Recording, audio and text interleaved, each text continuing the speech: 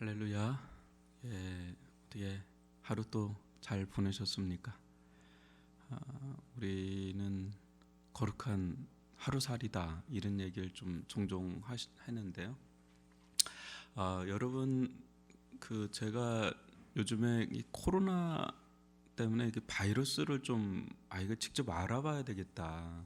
그냥 코로나를 그냥 무조건 무서워하기만 하는 게 아니라 이게 바이러스 코로나가 뭔지 좀 알아야 되겠다고 해서 서울대 어떤 교수님 이 바이러스 연구하시는 분의 강의가 있길래 좀 듣는데 짱 깜짝 놀랐어요. 여러분 우리가 한번 탁 이렇게 기침하면 비말이라는 게 나오잖아요. 그게 많게는 한 번 할 때 4,000에서 5,000 뭐 이렇게 나온대요. 그리고 그 비말 안에 비말고 하나에 300에서 많게는 10,000개의 어떤 바이러스 뭐 이렇게 해가지고 뭐 그런 게 이렇게 분출이 된다는 거예요.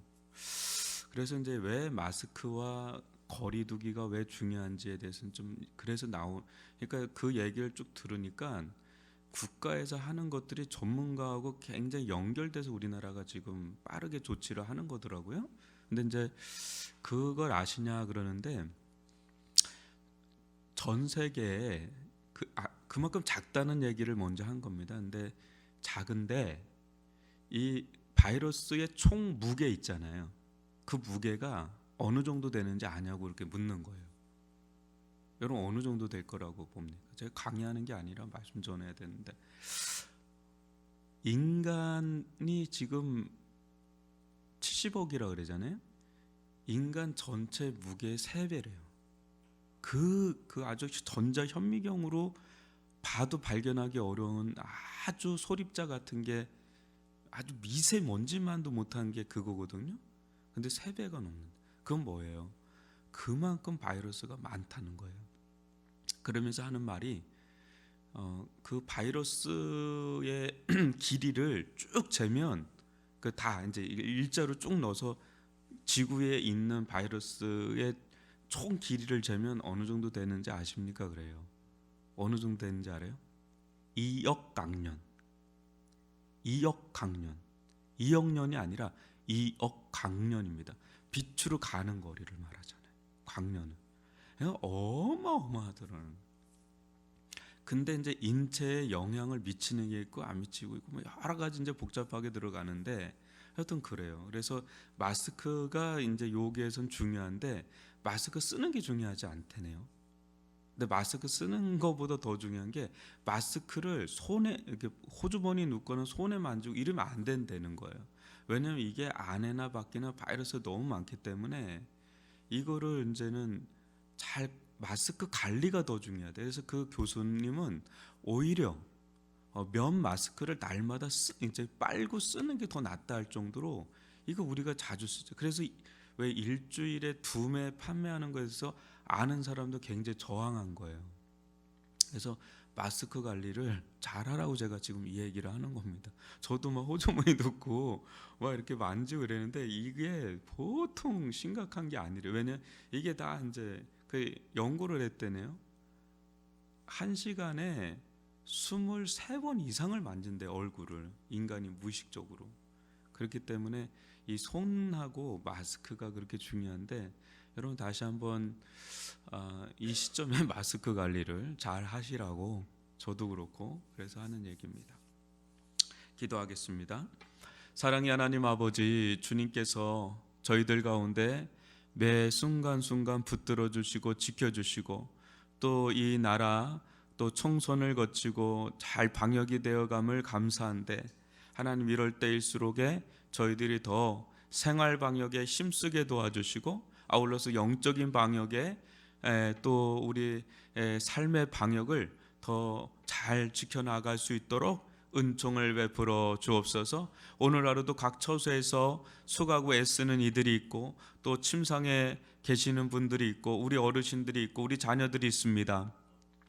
어제부터 이 온라인 계약이 시작이 됐는데 여러 가지 어려움이 있고 또 이들을 돌보는 우리 부모들, 특히 엄마들의 수고와 애씀이 있습니다. 주님께서 힘을 더하여 주시고 지혜를 더하여 주시옵기를 원합니다. 오직 주님만을 바라보니 저희들을 주관하여 주시고 인도하여 주옵소서. 예수님의 이름으로 기도합니다. 아멘. 오늘 말씀은 신약성경 골로새서 3장 1절로 4절입니다. 신약성경 골로새서 3장 1절로 4절입니다. 제가 말씀을 봉독해 드리겠습니다.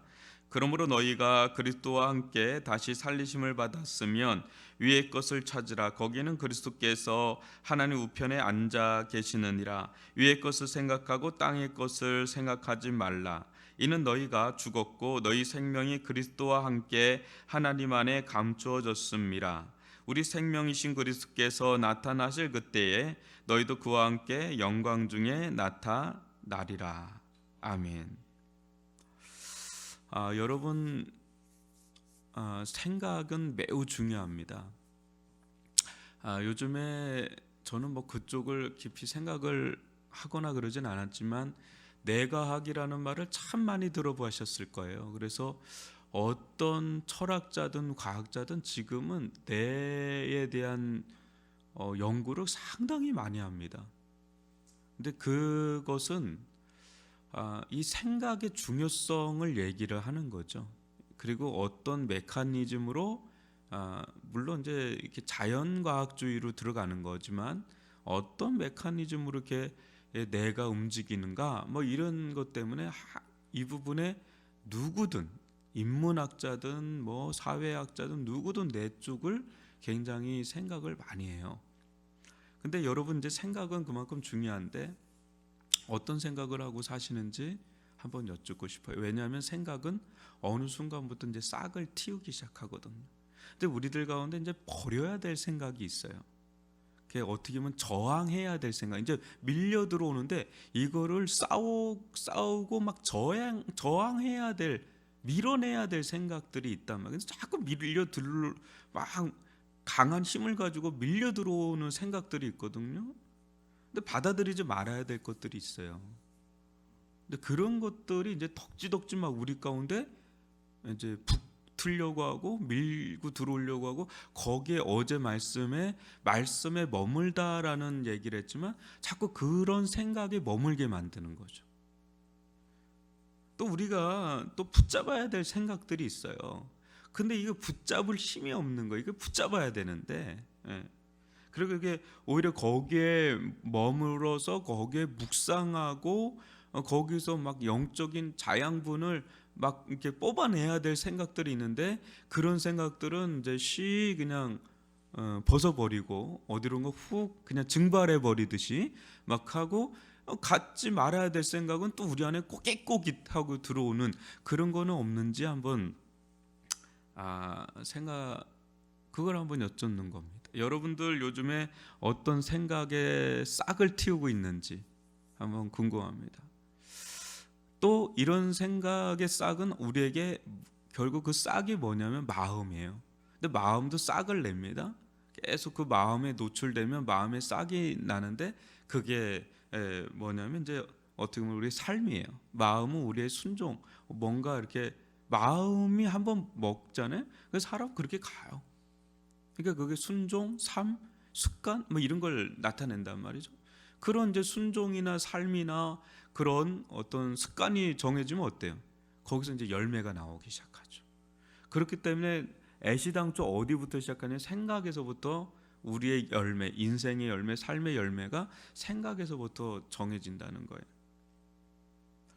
이게 어떤 생각을 하느냐, 어떤 생각을 이제 잡아야 하느냐, 이게 매우 중요한데 여러분 생각은 내가 가만히 있어도 이제 생각이 나지만 생각의 정체가 언제 드러나냐면 대부분 내가 누구냐 또 내 생각의 정체가 언제 확연하게 드러나냐면 실은 어떤 사건과 부딪힐 때예요.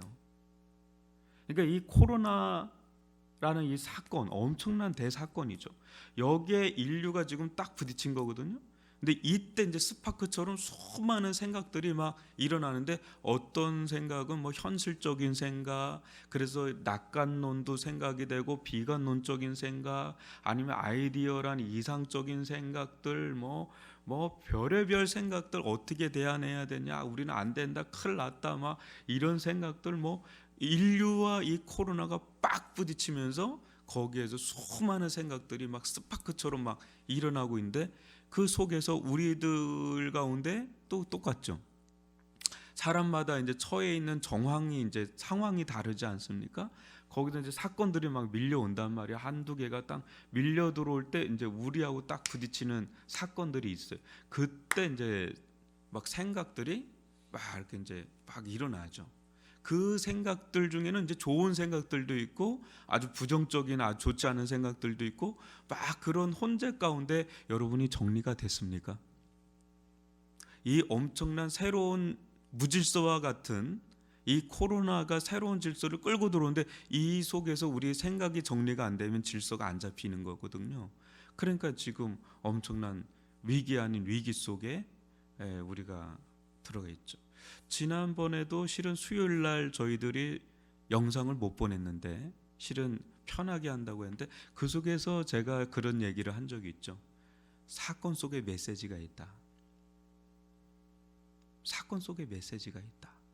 예수님의 십자가와 부활 사건은 단일한 어떤 하나의 메시지만 있지가 않고, 무수하게 많은 메시지가 거기 빛들처럼, 빛들의 향연처럼 거기 있어요.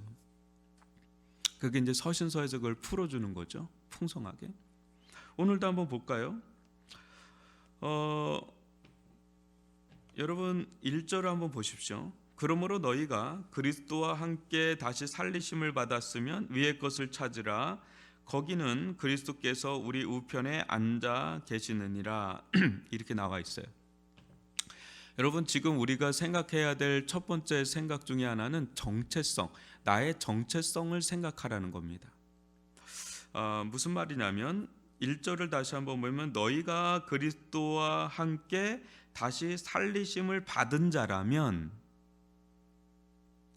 그러니까 어떤 상황 속에 우리가 들어간 자라면, 어떤 상황이요?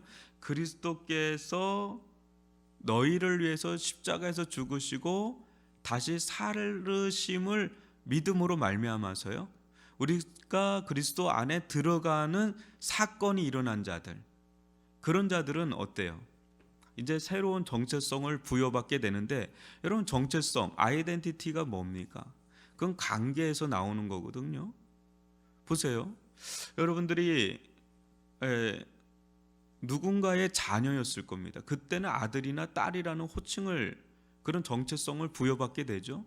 또 결혼을 해서 자녀들을 낳으면 이제 아버지와 어머니라는 호칭을 또 받고, 그 자녀들이 또 손주 결혼해서 또 아이들을 낳으면 이제 할아버지 할머니라는 그런 다양한 관계성에서 그런 정체성, 아버지, 어머니, 아들, 딸, 할아버지, 할머니라는 이런 관계적인 정체성이 생기죠.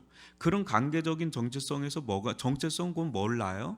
어떤 일을 낳죠. 내가 뭘 해야 되고, 내가 어떤 역할을 해야 되고, 어떻게 생각해서 생각을 하게 되는 거예요. 내가 이런 정체성에서 어떤 것을 내가 해야 되나. 직업도 어때요? 남자는 이제 직장을 가질 때 거기서 정체성이 나와요. 왜냐하면 거기서 그 회사, 어떤 사업, 어떤 뭐 학교, 뭐 의사, 병원, 어디 뭐 이런 데 들어가면서 거기와 관계를 맺으면서 어떻게 돼요? 나에게 어떤 정체성이 부여가 돼요. 아이덴티티. 거기서 내가 정체성은 뭐예요? 나를 든든하게 붙잡아주는 기둥 같은 거예요. 그렇게 일을 하게 된, 그 속에서 나가 뭐 차장이 됐던 과장이 됐던 부장이 됐던 어떤 직분을 부여받게 되고, 거기서 나는 이제 뭘 어떤 역할을 해야지 되는지 막 이렇게 거기서 생각도 되고 내 할 역할들도 나오는 거예요. 교회도 마찬가지예요. 교회하고 이제 관계를 맺습니다. 관계 안에서 뭔가 성도다, 집사다, 뭐 여러 가지 이제 직책이 맡겨지게 되면 직분이라 그러죠. 그러면 이제 거기서 내 정체성이 더 생기면서 내 역할에 대한 생각을 하게 되고 그러죠. 근데 우리의 이제 궁극적인 정체성은 뭐예요? 그리스도 예수 안에 있다는 거예요. 그리스도와 연결을 이제 관계가 형성이 된 거예요. 그러니까 그리스도와 관계가 형성되다 보니까 우리가 그리스도인이라는 그런 크리스찬이라고 하는 정체성을 부여받게 되는 거죠. 그러면 우리의 이제 역할이 이제는 그 전에 세상과 주로 관련이 맺고 관계 맺었던 세상인에서 그리스도인이 될 때는 이제는 또 다른 생각이 들어가는 거고 다른 역할과 다른 일이 나오는 거예요. 여러분, 우리는 누굽니까? 우리는 세상 한복판에 살지만 우리는 그리스도와 함께 다시 살리심을 받았으면 하고 나오는 거예요. 그러면 어떻게 하라는 거예요? 그 다음에 나오죠. 이제 실질적인 얘기를 하는 거예요. 위의 것을 찾으라는 거예요. 왜? 거기는 그리스도께서 하나님 우편에 앉아 계시는데 하늘에 계신 예수님과 우리는 직접적인 관계를 맺고 있는 자들이기 때문에 이제 땅의 것에만 머물러 있으면 안 되고 위의 것을 찾는 그런 자가 되라는 거죠. 그리고 위의 것을 찾는다는 건 뭐냐? 그 두 번째는 그 정체성에 걸맞는 생각을 하라는 건데 그게 2절부터 4절입니다. 뭡니까? 위의 것을 생각하고 땅의 것을 생각하지 말라. 이는 너희가 죽었고 너희 생명이 그리스도와 함께 하나님 안에 어떻게 되어 있다 그래요? 감춰져 있다. 이게 진짜라는 겁니다. 우리에게. 그러면서 우리 생명이신 그리스도께서 나타나실 그때 너희도 그와 함께 영광 중에 나타나리라. 이게 우리의 궁극적인 것이기 때문에 이제 여기에 걸맞는 이 정체성에 걸맞는 생각을 하라는 거예요. 그게 뭐냐면 위의 것을 생각하라는 겁니다. 그러면 이제 아까도 얘기했지만 어떤 사건 속에는 뭐가 있다 그랬죠? 메시지가 있다 그랬죠. 그러면 우리가 이제 어떤 사건을 접할 때 우리의 생각의 스파크가 일어난다 그랬잖아요. 그러면 우리가 이 세상에 우리는 살잖아요. 세상을 떠날 수가 없잖아요. 그 절로 들어가야 되나요? 산속으로 들어가야 되나요? 아니죠. 우리 그리스도인은 세상의 빛과 소금이라고 그랬으니까 세상으로 들어간단 말이에요. 근데 들어가는데 이제 부딪히죠. 그럼 여기서 이제 생각의 스파크가 일어날 때 우리가 어떤 생각을 해야 되느냐, 어떤 접근을 해야 되느냐가 매우 중요한데 두 가지를 좀 생각해 봐야 돼요. 하나는 땅의 것적으로 생각하고 접근하는 거예요. 무슨 말이냐면 알아야 된다는 거죠. 세상의 움직임을 알아야 되는 거예요. 그거를 아예 그냥 무시해버리고 그냥 하늘만 쳐다보면서 나 위에 것만 생각하면 돼야 하면서 막 사투리 써서 죄송한데 막 하면서 다 그렇게 하면 되냐? 그게 주님의 가르침이냐? 저는 주님께서 가르쳐 주신 말씀 중에 이 말씀을 참 많이 생각을 하는데 너희들보다 이 세상의 아들들이 더 지혜롭다라는 말이 있어요. 그러니까 우리들보다 더 지혜로운 사람들이 많아요. 세상의 아들들이. 근데 이 아들들의 지혜 중에는 아예 무시할 거냐 아니 전적인 수용을 할 거냐라고 하는데 아예 무시도 아니고 아예 전적인 수용도 아니에요.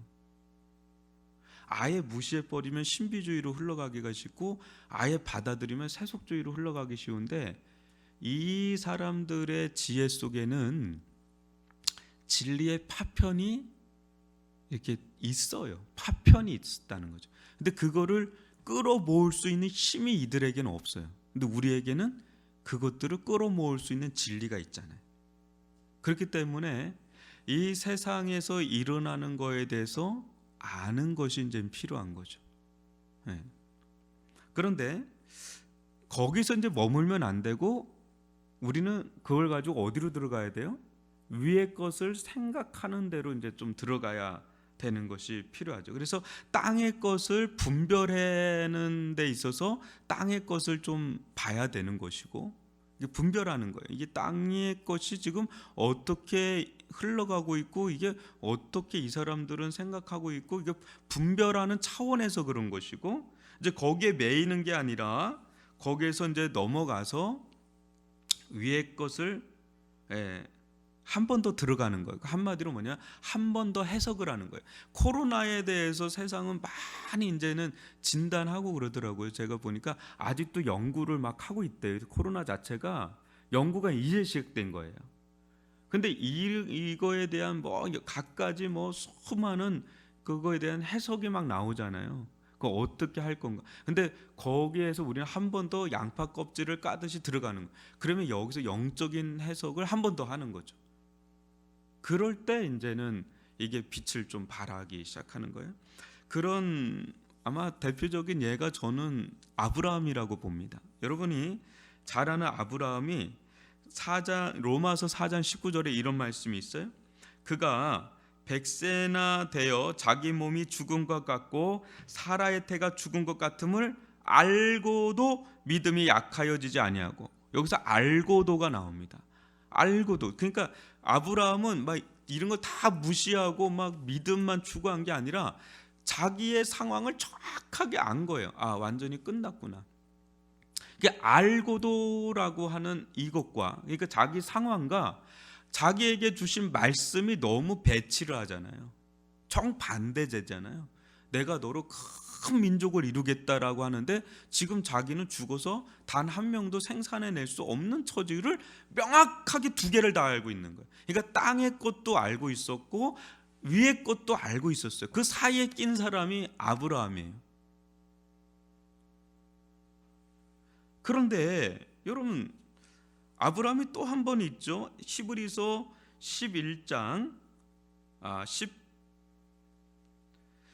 11장 17절로 18절을 제가 읽어드릴게요. 아브라함은 시험을 받을 때 믿음으로 이삭을 드렸으니 그는 약속들을 받은 자로 돼 그 외아들을 드렸느니라. 그에게 이미 말씀하시기를 내 자손이라 칭할 자는 이삭으로 말미암으니라 하셨으니 하나님이 능히 이삭을 죽은 자 가운데서 다시 살리실 줄로 생각한지라. 비유컨대 그를 죽은 자 가운데서 도로 받은 것이니라 하는데 19절에 보면 여기서도 그는 생각을 합니다. 이삭을 지금 바치라고 해요. 또 근데 너에게 기업을 이을 자는 이삭이라고 그래요. 그러니까 이 정반대되는 이런 상황에 또 아브라함이 또 한 번 낀 거예요. 이거는 첫 번째 이삭을 받기 전과 이삭이 오래 이제 자라서 어느 정도 소년이 됐을 때니까 시간의 간격이 꽤 길죠. 근데 패턴은 똑같아요. 자기가 지금 이제 처해 있는 상황은 완전히 지금 죽음이에요. 한마디로 그 죽음에 대한 거예요. 그런데 자기에게 주시는 말씀은 정반대되는 말씀이니까 여기에서 그는 어떻게 해요? 생각을 합니다. 이 생각한지라가 나오죠. 또 알고도라는 말이 나오죠. 그 사이에서 생각을 하는 거예요. 근데 우위를 어디다 둔 생각이에요? 땅에 우위를 더 뒀을까요? 하늘에 더 우위를 더 뒀을까요? 하늘에 더 우위를 뒀어요. 하늘에 더 우위를 뒀다는 건 어디에 권위를 더 부여했다는 거예요? 자기 상황에 권위를 더 부여한 겁니까? 아니면 하나님의 말씀, 현실적이지 않은 하나님의 말씀에 우위를 더 둔 겁니까? 하나님의 말씀이 더 현실적이다라고 하는 권위를 거기 더 둔 거예요. 거기에 두고 생각을 하는 겁니다. 그래서 어디로 다시 들어가요? 다시 자기 상황으로 들어가요. 사건으로 들어가요. 그래서 풀어요. 그 말씀을 가지고 상황으로 들어가, 현실로 들어가서 거기서 풀기 시작해요. 풀다 보니까 뭐가 풀려요? 여러분, 이 말씀이 풀리기 시작해요. 또 역으로 뭐예요? 이 말씀이 뭐라고 풀리냐면 나에게 이 말씀을 주신 하나님이 풀리기 시작하는데 이 숨겨진 하나님이 발견되기 시작하는데 어떤 하나님으로 발견하는? 창조의 하나님. 없는 것을 있게 하시는, 무에서 유를 창조하시는 그 창조의 하나님을 발견합니다. 하나님 직접 가르친 적이 없어요. 나는 창조주 하나님이다라고 아브라함이 직접 가르쳐 준 게 아니라 아브라함이 발견한 거예요. 말씀 속에서. 근데 말씀 속에서 발견한 거지만 또 이 상황 속에서 발견한 거예요. 무슨 말인지 좀 이해 가시나요? 더 나아가서 부활의 하나님을 만나요. 왜? 죽은 자 가운데서 다시 살리실 거다. 왜? 이삭을 통해서 계속하는데 새로운 이삭을 주든지 아니면 죽은 이삭을 살리시더라도 하나님은 하나님 말씀대로 갈 거다. 대단한 거죠. 그게 뭡니까? 마틴 루터가 그런 얘기했죠. 목회 현장에 없는 자에게 어찌 하나님의 말씀이 풀리리요? 무슨 말입니까? 이 말은 그냥 성경만 본다고 해서 성경이 풀리는 게 아니라 우리들 가운데 주어진 삶의 현장을 통해서 오히려 성경이 풀린다는 거예요. 성경을 통해서 우리의 삶의 현장이 풀리고 삶의 현장을 통해서 우리의 성경이 풀리는 거예요. 그래서 칼바르트가 어제 얘기한 거죠. 한 손에는 성경을 또 다른 한 손에는 신문이라는 말이 그런 의미죠. 그래서요, 오히려 우리들의 이 삶 속에는 아까도 말한 것처럼 많은 하나님의 메시지가 있어요. 그러니까 하나님이 계시단 말이죠. 근데 그것을 이제는 우리는 풀어야 되는 숙제가 있는 거죠. 이 코로나 속에 그 속에 매몰되는 게 아니라 또 그거하고 상관 아예 없이 사는 게 아니라 거기가 충돌하면서 우리에게 그러니까 뭐예요? 코로나가 문제가 아니라 실은 말씀이 없는 게 문제라는 거예요. 아브라함에게는 너무너무 견디기 힘든 상황들이 많았거든요. 근데 그를 지탱해 주었던 말씀이 있었어요. 그리고 그 말씀에 믿음을 잇댄 거예요. 그 믿음으로 그의 정체성이 나온 거예요. 그 광야 땅에서, 이방 땅에서 자기의 정체성이 거기서 생기고 그 정체성에서 자기의 생각이 부여가 되고 그는 그 길을 간 겁니다. 우리가 이 코로나로 인한 여러 가지 삶의 쓰나미 같은 상황들, 이제 그 속에서 우리를 붙잡아줄 말씀이 있다면 그 말씀은 오히려 이 상황을 풀 수가 있는 해법이 되고 또 이 상황은 오히려 이 말씀을 푸는 열쇠가 또 대려되는 거예요. 아브라함의 처해 있는 자기 몸이 다 죽은 것 같은 이삭을 바쳐야 될 만한 엄청난 시험이 오히려 하나님의 말씀을 푸는 키가 되고 열쇠가 된다는 것을 아브라함이 알았을까요? 하나님의 신묘막측한 은혜죠. 여러분, 우리들 가운데 정말 견디기 힘든, 버텨내기가 힘든 어떤 삶의 정황들이, 사건들이 막 밀려올 수가 있습니다. 그건 저도 그렇고 아마 우리 모두에게 주어진 그런 과제일 수 있어요. 근데 그것들이 오히려 하나님의 말씀을 풀어가는 열쇠, 위의 것을 생각하게 만드는 열쇠가 된다는 것을, 또 그게 풀리면, 위의 것이 풀리면 땅의 것도 풀리는 일들이 있음을 우리가 본다면 더욱더 위의 것을 생각하는 하나님의 말씀에 머무는 저와 여러분이 되기를 주님의 이름으로 축원합니다. 여러분, 오늘 주신 말씀 가지고 또 기도하고 또 하루의 쉼을 삼고, 오늘 금요철야가 있는 날이죠. 오늘 금요철야 가운데 함께 또 말씀을 보면서 또 들으면서 또 기도하는 저와 여러분이 될 수 있기를 주님의 이름으로 축원합니다. 기도하겠습니다. 사랑의 하나님 아버지, 주님께서 저희들 가운데 오늘도 우리의 생각을 붙들어 주시고 우리의 마음을 붙들어 주시고 우리의 삶을 붙들어 주시옵기를 원합니다. 밀려 들어오는 여러 가지 세상적이고 부정적인 생각들을 우리가 붙잡는 것이 아니라 저항할 수 있는 영적인 방역을 할 수 있게 도와주시고, 우리가 정말 붙잡고 따라가야 할 생각들, 품어야 될 생각들을 우리 마음에서, 우리 영혼에서 품고 싹을 틔우고, 하나님 그로 말미암아서 세상이 풀려지고 하나님의 말씀이 더 풀려지고 하나님을 실질적으로 더 만나고 아는 은혜 가운데 깊이 들어갈 수 있도록 저희들을 주관하여 주시고 주장하여 주옵소서. 믿음이 더 강건해질 수 있도록 은총을 베풀어 주옵소서. 예수님의 이름으로 기도합니다. 아멘.